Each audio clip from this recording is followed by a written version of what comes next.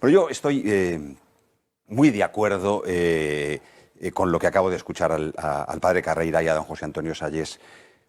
Lo que ocurre es que esto que ellos han dicho, aclarando magníficamente las debilidades y los errores del protestantismo,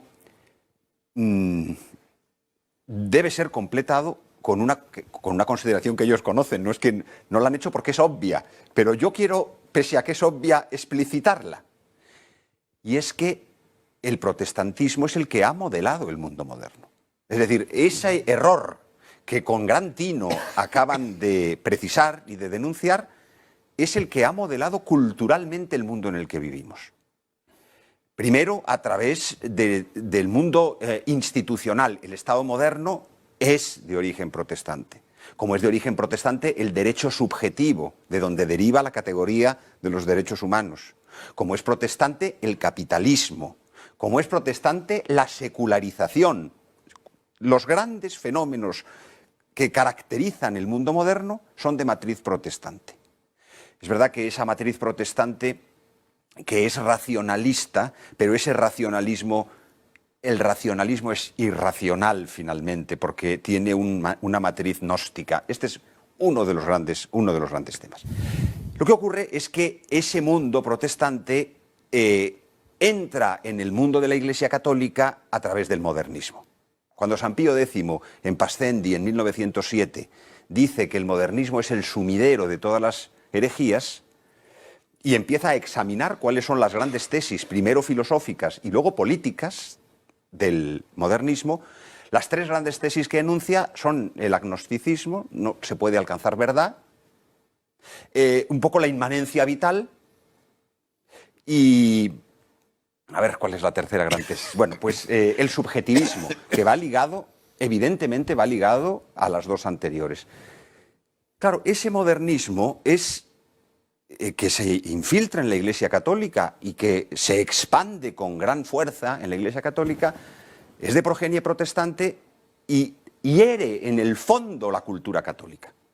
En muchas ocasiones la fe católica sobrevive milagrosamente en medio de ruinas de la cultura católica que ya no apoya a esa fe católica. Las mediaciones humanas de esa fe se destruyen.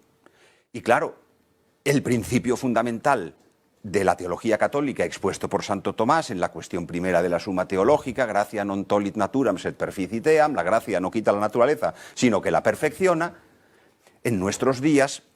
Se tropieza con que ya no hay naturaleza. En primer lugar, que no hay naturaleza, porque la naturaleza queda destruida.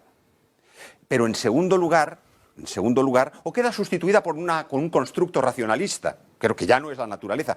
Pero en segundo lugar, por el otro lado, se convierte en un fideísmo, que es otro gran problema y otra gran tentación.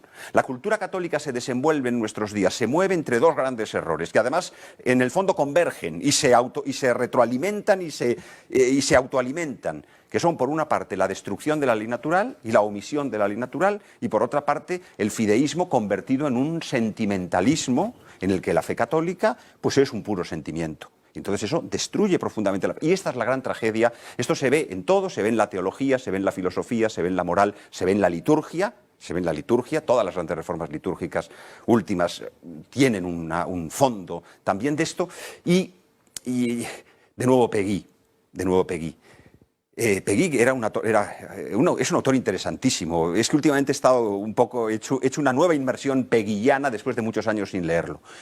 Y me encontré con una cita feroz en la que dice que el mundo moderno es moderno en todo y por tanto es anticristiano en todo, y que allí donde hay restos de cristianismo o de cristiandad, el gran golpe maestro de Satanás es modernizarlo.